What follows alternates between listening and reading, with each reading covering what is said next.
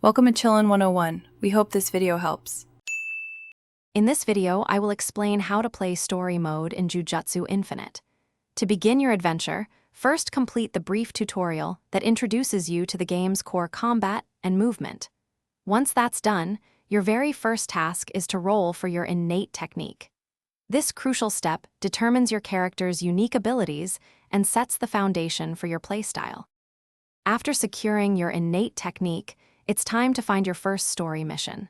Simply press the J key on your keyboard to bring up the world map. From there, you can easily teleport to the first village, which is where your initial story quest will be located.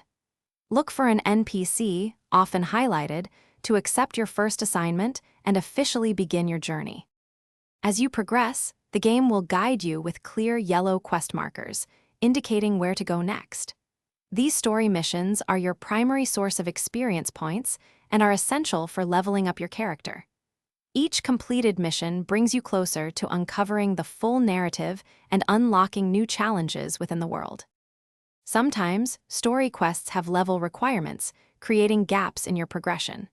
To overcome these, focus on completing daily and one-time quests, which provide valuable experience. Additionally, at certain milestones, like reaching level 60, you'll need to speak with the clan head to increase your sorcerer grade, unlocking more advanced content and rewards. Thanks for watching. Consider subscribing if we helped you.